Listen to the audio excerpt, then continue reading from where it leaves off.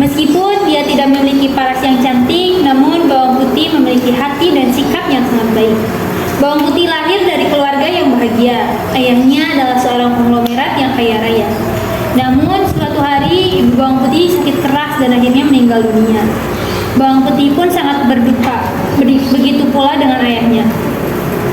Ayah, maukah ibu pergi meninggalkan kita begitu cepat?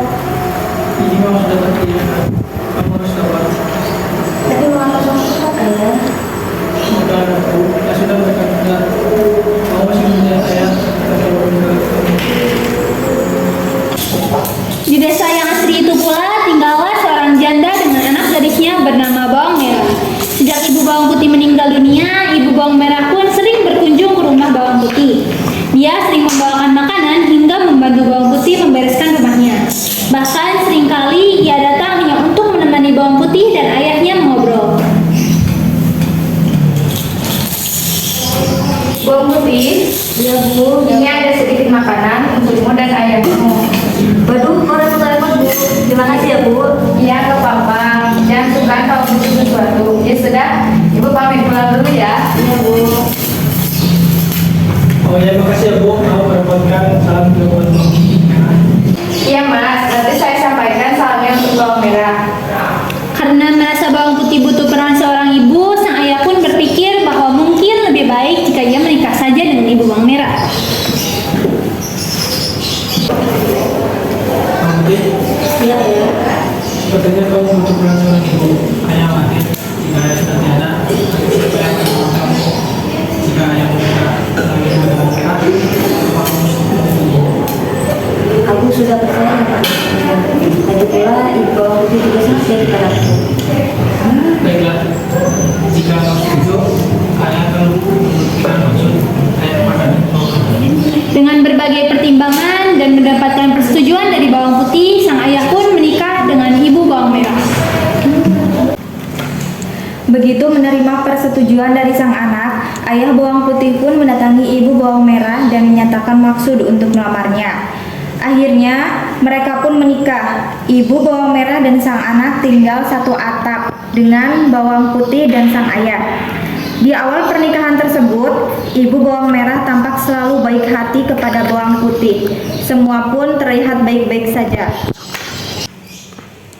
Hingga pada suatu hari, sang ayah harus bepergian keluar kota dan pergi meninggalkan rumah selama beberapa hari. Bye-bye.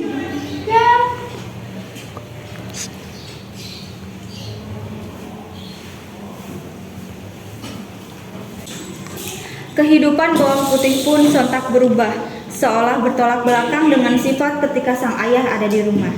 Ibu tiri dan bawang merah selalu bersikap pilih kasih dan lebih menyayangi bawang merah. Bawang putih, Iya, Bu. kerjamu jangan bermalas-malasan saja. Sana, beres-beres dan bersih-bersih rumah sekarang. Baik, Bu. Saya Putih, jangan lupa kau harus mencuci bajuku dan membersihkan barang-barangku hari ini. ya, saya kerjakan. Meskipun selalu diperlakukan seenaknya, bawang putih tidak pernah membenci ibu dan saudara tirinya. Dia selalu bersikap baik dan mematuhi segala perintah mereka.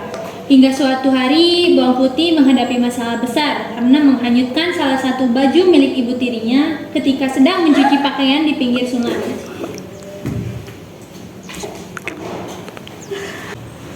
Bawang putih pun menyusuri setiap sisi sungai untuk menemukan keberadaan baju ibu tirinya itu. Ia sangat takut jika ia tidak menemukannya. Ibu tirinya pasti akan sangat marah. Namun, bawang putih tidak berhasil menemukan baju sang ibu. Dengan putus asa, ia pun kembali ke rumah dan menceritakan kejadian tersebut kepada ibunya.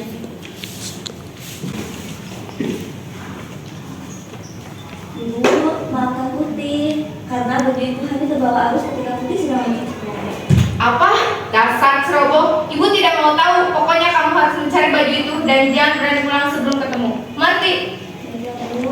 Dengan bersedih, bawang putih pun terpaksa menuruti perintah ibu tiri. Dia kembali menyusuri sungai tempat ia mencuci tadi. Matahari pun mulai meninggi, namun bawang putih tak kunjung menemukan baju milik sang ibu. Dia pun memasang matanya dengan teliti, diperiksanya setiap juluran air akar pohon yang menjorok ke sungai dan berharap menemukan baju sang ibu tersangkut di sana. Namun pencarian bawang putih tersebut belum berhasil. Setelah matahari sudah mulai terbenam, ia melihat seorang ibu yang hendak pulang dari kebun. Permisi Bu, Ya, nah, ada yang bisa dibantu? apakah Ibu melihat ada baju yang hanyut di sungai? Oh, baju yang berwarna merah ya, nak? Iya Bu. Ya, nah, tadi Bibi melihatnya. Coba kamu telusuri sungai ini hingga menemukan sebuah gubuk. Di sana ada seorang nenek-nenek. Pasti baju yang kamu cari sudah sampai di ujung sungai ini. Baiklah Bu, saya akan ke sana. Terima kasih ya Bu. Ya, sama-sama. Hari pun sudah mulai gelap.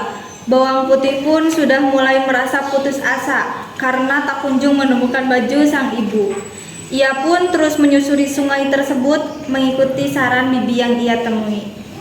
Hingga akhirnya ia melihat cahaya lampu yang berasal dari sebuah gubuk di dekat tepian ujung sungai. Bawang putih pun segera menghampiri gubuk itu. Permisi Nek. Ya, siapa kamu? Saya Bawang Putih. Saya mau bertanya, apakah Nenek ada baju berwarna merah yang ada di sungai? Baju berwarna merah ya, nak? Iya Nek. Ya, tadi Nenek melihat baju itu tersangkut di dekat lampu. Sayang, padahal aku sangat menyukainya. Tapi baiklah, akan aku kembalikan kepadamu dengan syarat kamu harus menemanku selama beberapa hari. Bagaimana? Baiklah Nek, saya akan menemani Nenek selama beberapa hari di sini. Asalkan Nenek tidak bosan dengan saya. Akhirnya bawang putih pun tinggal bersama dengan nenek itu selama seminggu lamanya. Setiap hari bawang putih selalu membantu berbagai pekerjaan nenek. Tentu saja si nenek merasa sangat senang. Hingga akhirnya sudah genap seminggu dan sang nenek pun memanggil bawang putih. Bawang putih? Iya, Nek. Nah, kini genap seminggu kamu tinggal bersama nenek. Nenek sangat senang karena kamu baik hati dan berbakti pada orang tua. Sesuai janjiku akan mengembalikan baju ini kepadamu. Terima kasih banyak Nek. Dan satu lagi, kamu dapat memilih dari dua buah labu ini sebagai hadiah. Tidak usah repot-repot Nek. Ayo, Bang Putih, tidak apa-apa. Baiklah Nek, Putih ambil yang kecil saja. Mengapa kamu mengambil yang kecil? Tidak apa-apa Nek, Putih takut tidak kuat membawanya. Bawang putih pun pulang ke rumah sambil membawa baju dan buah labu kuning. Sesampainya di rumah, bawang putih langsung menyerahkan baju merah milik ibu tirinya. Ibu, maaf Putih baru kembali. Putih baru berhasil menemukan baju ibu. Ini belinya. Gembel, apa itu yang kamu bawa? Ya, apa itu yang kamu bawa? Ini buah labu Bu. Ini pemberian dari seorang nenek yang menemukan baju ibu. Sini berikan labunya. Merah! Hei Gembel, kamu dapat dari mana labu berisi emas ini? Ya, dapat dari mana buah ajaib ini? Aku mendapatkannya Dari mana Putih? Jawab. sedang mencari baju ibu. Hari sudah mulai gelap, sehingga aku harus menginap di sebuah rumah milik seorang nenek. Lalu aku disuruh menemaninya selama beberapa hari. Dan ketika aku ingin berpamit pulang, aku diberikan hadiah itu. Setelah mendengar cerita bawang putih, bawang merah pun berencana untuk melakukan hal yang sama agar bisa mendapatkan hadiah seperti itu. Bawang merah, kamu harus melakukan apa yang dilakukan anak sialan itu. Baiklah Bu. Ya sudah, besok pagi kamu pergi ke sungai. Baik Bu. Keesokan harinya, bawang merah pun menghanyutkan bajunya ke sungai. Hingga akhirnya ia tiba di gubuk nenek yang diceritakan oleh bawang. Nek, apakah nenek melihat bajuku yang berwarna merah di sungai ini? Nenek tahu, tapi kamu harus menginap di sini selama seminggu. Baiklah, Nek akan menemani nenek selama seminggu.